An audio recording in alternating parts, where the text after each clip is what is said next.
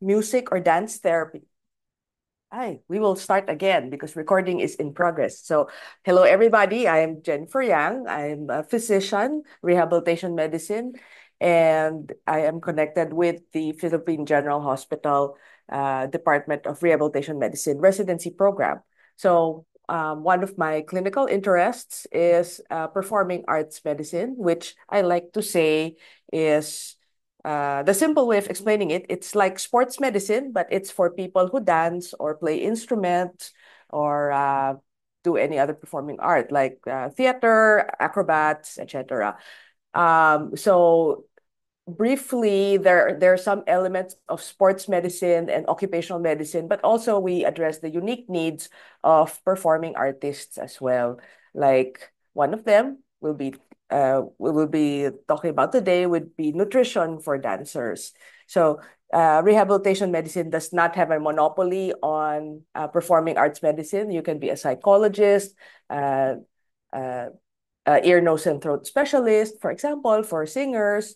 Um, you don't even have to be a doctor. You can be a physical therapist. You can be a social worker, a nurse, anything, any healthcare professional uh, who treats performing artists. No, uh, it's not using one of the things I like to emphasize also, it's not using music and dance as medicine or therapy. That's an entirely different field, but we're also involved in that in some way. So and I'd like to introduce today's talk. Today's talk is on nutrition for dancers because we all know that dancers are not just muscles and bones and joints. They also need the fuel to actually do the movements required in dancing. Uh, so aside from fueling the muscles and bones and joints and ligaments, you also have to fuel your brain and your nerves because you have to have the motor control. You have to have the actual coordination and control to uh, to do what you have to do in a piece or in a rehearsal. So um, I will give the floor to Dr. Carissa Abilita, one of our senior residents at Rehabilitation Medicine in PGH. And she has special expertise in because her pre-medical degrees in community nutrition. So Bachelor of Science in Community Nutrition before she went into medical school and residency. So she knows more about this than I do, and that's why I'm going to give the floor to her. So yeah, Dr. Isa, it's all yours. Thank you po, Ma'am Jenny. Thank you po also for having me here, and good morning to everyone. It's an honor to discuss this topic for dancers. Since I've been included here in the performing arts medicine team, I've always been interested not only for in the musicians world, but also here in the dancers because very interesting field of expertise. So I'll just share my PowerPoint.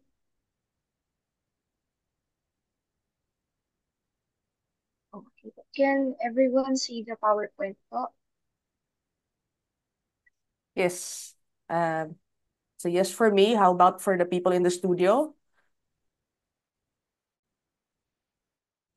It's good. It's good. Thank you. It's good. Okay, Okay, go ahead. thank you po, ma'am. So good morning. I am Maria Teresa Abelita. You can just call me Doc Isa. I'm one of the senior residents of the PGH Department of Rehabilitation Medicine. And for this morning, I will be talking about optimizing performance for dancers. So this will be heavy on the nutrition side. So dancers expend a tremendous amount of energy during periods of high performance. So you guys are quite similar to the athletes. So, like the athletes, dancers must possess the ability to reserve power to do various jumping movements, but also maintain endurance. So the difference of the dancers from the traditional athletes is that dancers must not only be strong, but also elegant and evoke emotion while maintaining balance and control in confined areas. Therefore, dancers are included as performing artists must achieve optimal performance uh, through not only through training but also through overall nutrition status. So before we go into heavy nutrition topics, I would just like to give an overview of the relative energy deficiency in sports. So if you are familiar with its previous term, the female athlete triad, it refers to a spectrum of disorders involving low energy availability. So energy availability refers to the amount of energy needed to sustain the essential body functions. So low energy availability may be caused by incorrect eating habits. So aside from low energy availability, low bone mineral density, so kung sa layman's term, marupok po yung ating buto, and irregular yung menstrual disorders, these three comprise the female athlete triad. Now termed as the relative energy deficiency in sports, because researchers would like to emphasize the fact that a variety of health issues resulting from low energy availability may affect not only the females but also male performers. So what happens in relative energy deficiency in sport or the red S is that when a performer doesn't have an adequate energy availability, the body is forced to adjust by reducing the energy allotted to support vital body systems and processes. So what happens since the body adjusts to reduce the energy, it may lead to a disruption of numerous hormonal, metabolic, and functional processes. In turn, this may lead to decreased endurance performance. So the performer may have a hard time sustaining long periods of training or long periods of performance. It may also lead to increased injury risk, leading to increased risk for infections, illnesses. It may also lead to decreased muscle strength and even impaired judgment.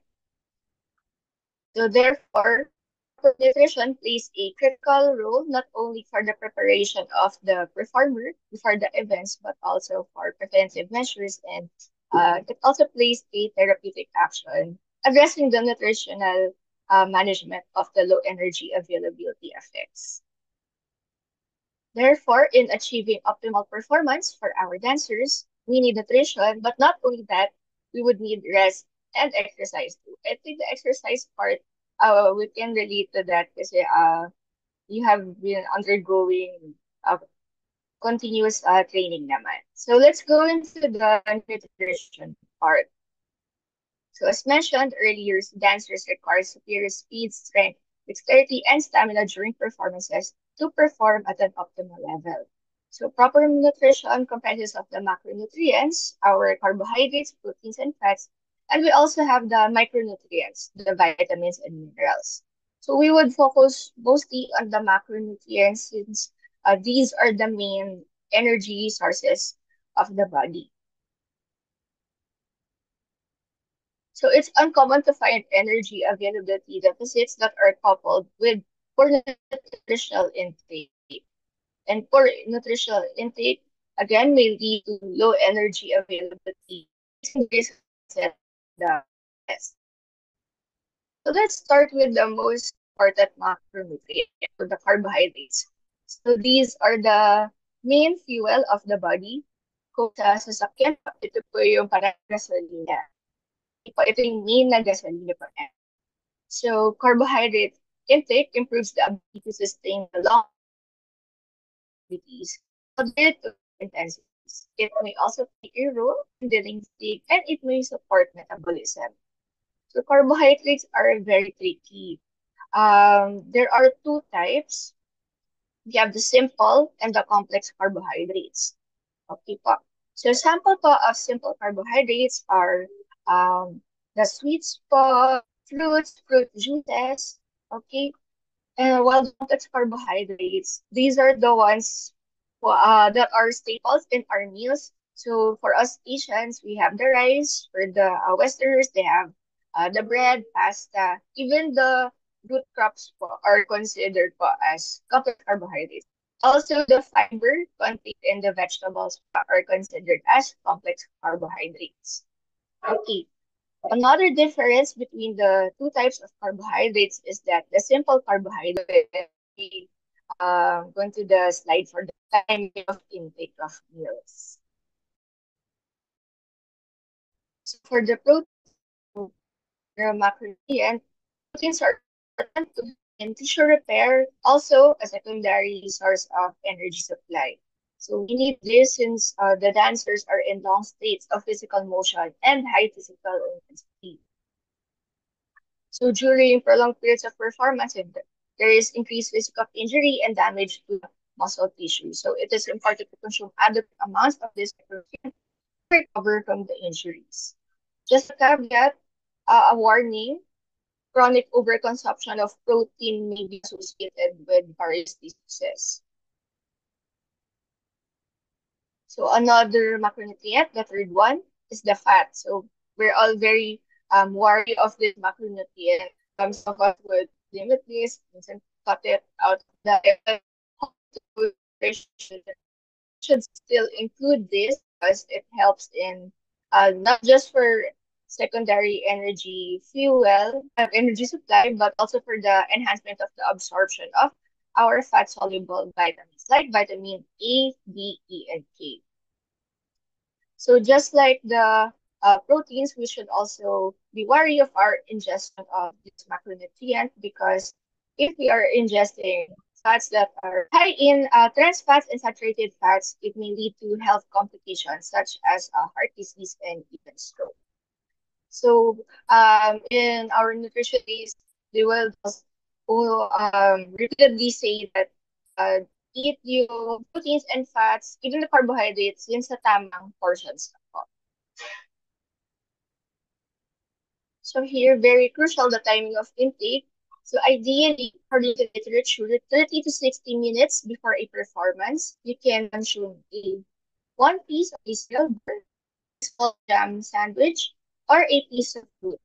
While 2 hours before a performance, you eat a chicken sandwich plus a fruit, tuna melt sandwich plus a fruit, oatmeal and banana with milk, or a lean burger with tomato and lettuce and yogurt. This is sort of tailored towards the Western side. For here, us Asians, you can replace the bread with a cup of rice or even a cup of noodles if that's your preference. So what is important here in the timing, if you would recall our slide on the simple versus the complex carbohydrates, so 3 to 60 minutes before a performance, you need just a short, ample boost of energy. Hence, the ones here, the cereal bar, jam sandwich, and the piece of fruit, what is common among these three is that they have the simple carbohydrates. So again, it can sustain you for a short amount of time. You just need a short a boost of energy just a little bit before your performance. While on the other hand, the ones here under the 3 to 4 hours before a performance, if you would notice, what is common among them is that they have the complex carbohydrates. So we have the bread here, the sandwich, we have whole grains here with the oatmeal, and here with the burger. And what is come here is that you will notice there will be a source of protein, there will be a source of fat if cook yung meal with fat or if there's the form of mayonnaise in our sandwiches. But still, there's a source of fiber pa rin. Again, another complex carbohydrate. So we have fruits, we have the veggies over here. Okay. What is important to if you notice, what if balik ka rin natin? What if you 30 to 60 minutes before a performance, you would eat a heavy meal, a sandwich? Um, what may happen is that you may be sleepy. If you would notice, um, since sa school before the exam, if you take a heavy meal, by the time you take your exam, medyo nakakaantok. Okay, what happens is that if you have intake of a heavy meal, so uh, there will be a large amount of sugar delivered to the body. So it will signal the body to increase the delivery of amino acid to the brain, wherein it is converted to a hormone that can promote sleep. So hence, it is recommended that your heavy meal is 3 to 4 hours. The iterate point 3 to 4 hours is in time for the body to digest it. So it's recommended that 3 to 4 hours before a meal versus 30 to 60 minutes. Again, the closer to the start of the performance, the smaller the meal should be. Then, aside from the food, we should also advise the performers to drink at least 8 to 13 glasses of water a day. So hydration is also important. What we should watch out for is the signs of dehydration. And it cannot only be in the form of thirst or fatigue, but also you would note the color of the urine, very concentrated yellow. So this occurs if you consume small amounts of water throughout the day, small less than 8 glasses, where large amounts of water from the body are lost in the process. So drinking water lessens fatigue and aids in achieving optimal performance.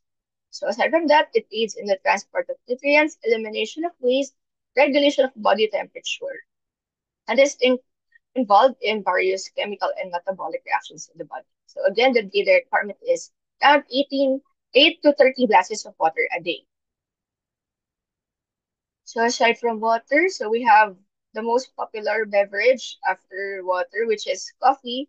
So in terms of caffeine, what is recommended is actually an intake of up to the caffeine limit 400 milligram per day. So this equates to 1 to 8 cups of tea or half to 4 cups of brewed coffee per day. Take note po, the tea is the plain one, the one with no milk, with no sugar, aka the milk tea, which is famous among young individuals. So for the coffee, the half to 4 cups of brewed coffee per day. This one with no milk, with no sugar po. So approximately 100 milligrams of caffeine is contained in 1 cup of coffee. So for alcohol, so alcohol acts as a diuretic, leading to the risk for dehydration, which we don't want in optimizing performance. Aside from that, it may increase the risk for nutrient deficiencies, and it adds calories and access and appetite stimulant. So fun fact po, the amount of calories per gram of alcohol is larger than that of the amount of calories per gram of carbohydrates and proteins po. So still, it is not our main energy source. So aside from that, it can interfere with sleep patterns, thereby reducing time spent in deep rest. So the recommended drink per day for women is 1 to 2 drinks. One drink for women and 1 to 2 drinks for men. So what is the equivalent of that one drink? So here in the picture on the left, you would notice one drink would equate to 112 fluid ounce of regular beer, 8 to 9 fluid ounces shown in a 12-ounce glass. Here po, 5 fluid ounces of table wine and 1.5 fluid ounce shot of an 80 per proof distilled spirit, such as the following, the gin, yung the rum, the hard liquor. Then I remember back in our nutrition days when we get lost, basically there is no one diet that would fit everyone. It's actually customized. But what we can do is we can follow the principles of balance, moderation, and variety just to be a guide for us so we can consume the optimal amounts of macronutrients and the micronutrients, so the carbohydrates, proteins, fats, and the vitamins and minerals.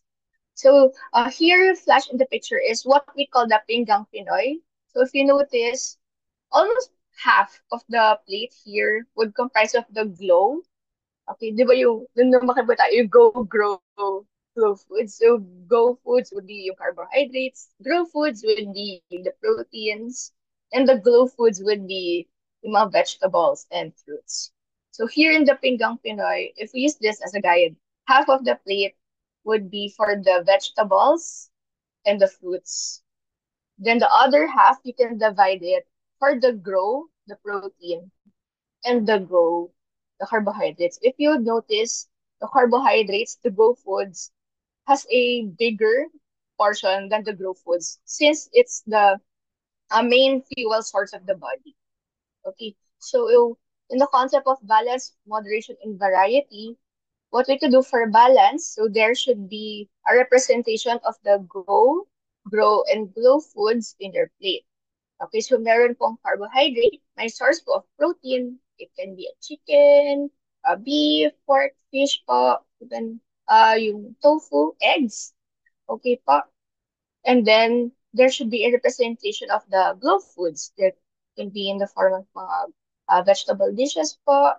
Okay, and don't forget the fruit po.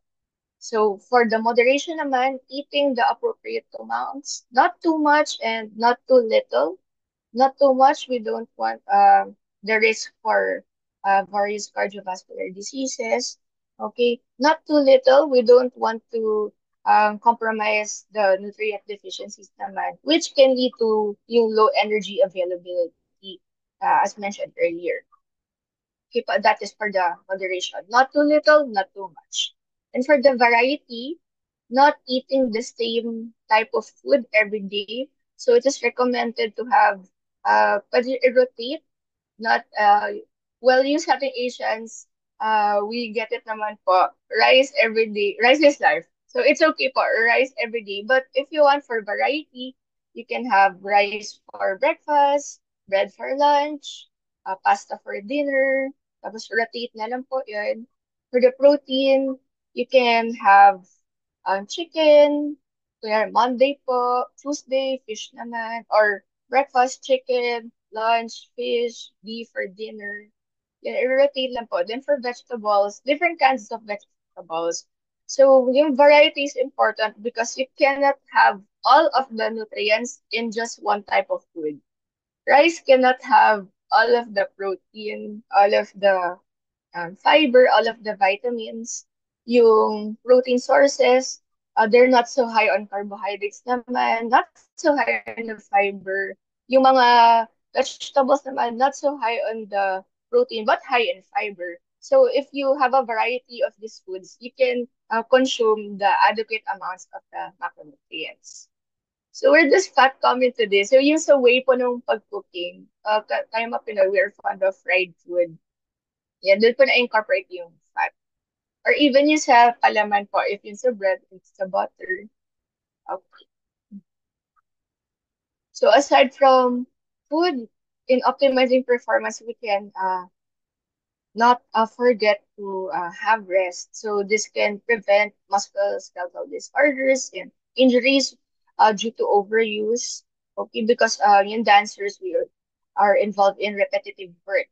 So regular breaks should be taken a minimum of around 5 minutes every hour or 10 to 15 minutes every 45 to 60 minutes.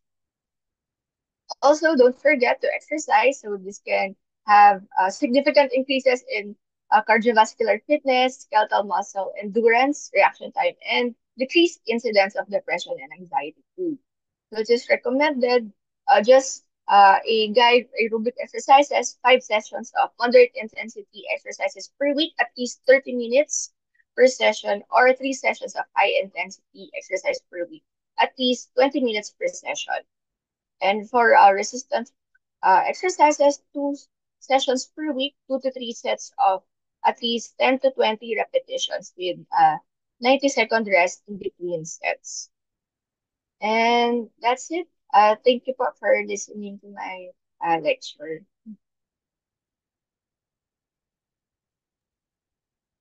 Yes, thank you very much, Isa.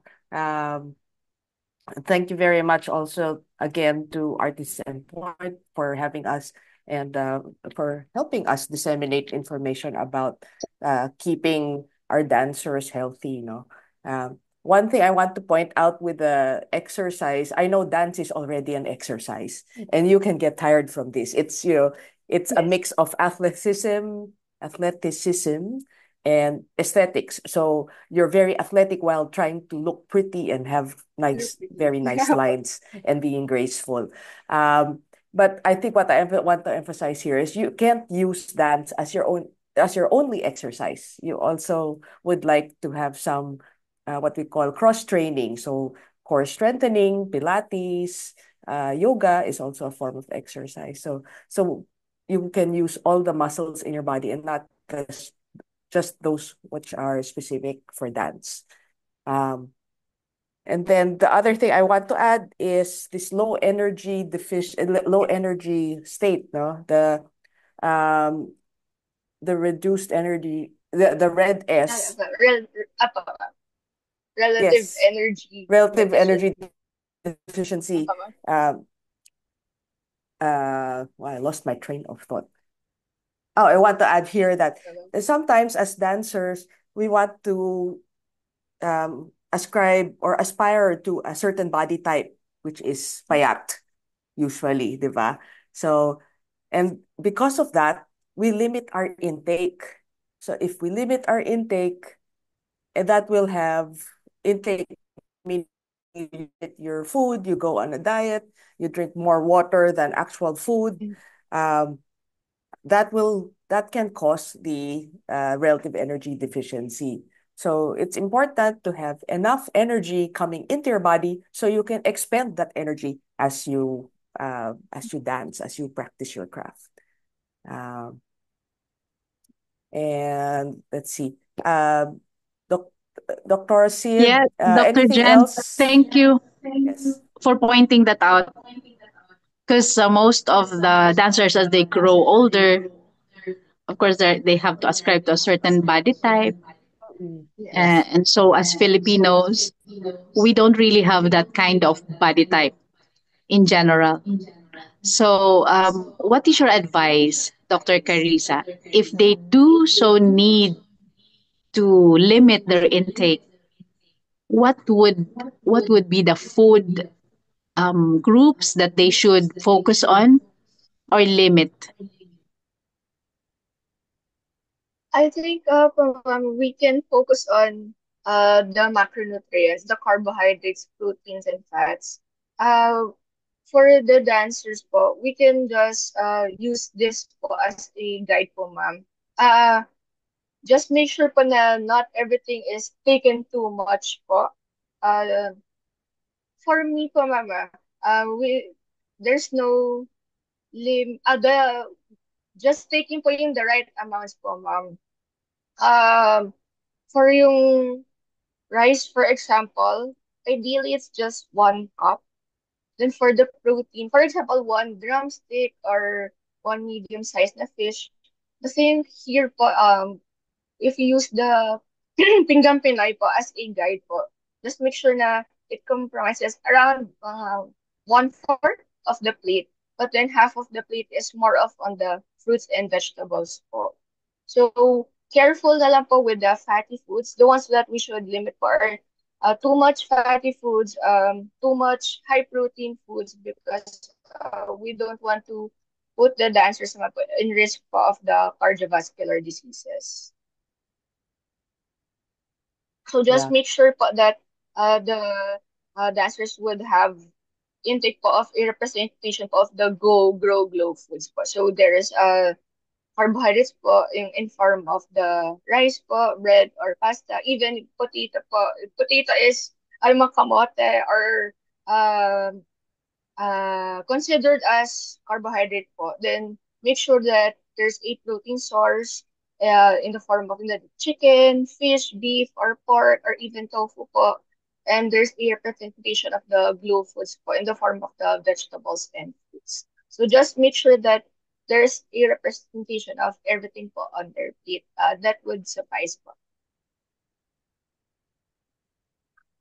Yeah, thank you for that. Eventually, as they grow older in in dancing, many hours, depending on what age you are, will be expended.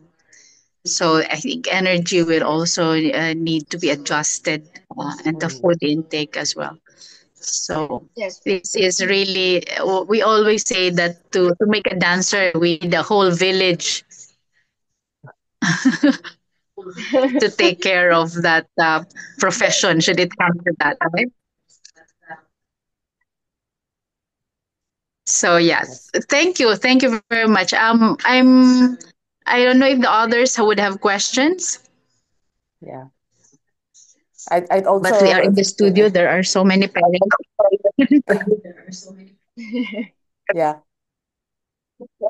Yeah, I'd also want to shout out, I mean, give a shout out to our association. No, it's a special interest group, Performing Arts Medicine Advocates, National Association of the Philippines, or PAMANA PH. That's one of the logos you see in the ad for this. So it's a special interest group where we're not incorporated or anything, and we're just starting out. PAMANAPH.org if you want to get more information. Uh, the website is up. It's not exactly updated yet, but that will be forthcoming in the next month or so. Yeah. Uh, Dr. Asid, any questions from the audience there? Yeah. So I'm lost, but thank you very much for this, for taking time, Dr. Carissa and Dr. Jenny, for Yes. Yeah. talk. Thank you din po. Appreciate Thank you really din po. Yes. that we have recorded it, and we will keep on playing this for our studio, for our parents, and for the children. Yeah. So thank We're we're grateful for this, and we're happy to be back if you need us again. So. thank you. Thank you very much. We have something for you guys. Aya will be in touch. Thank you. Oh, okay. All right. Thank you very much, Dr. Asid. Thank you Okay. po. Thank you Thank po, Thank you. you, Jenny. Aya, and everyone. Thank you po. Thank you so much for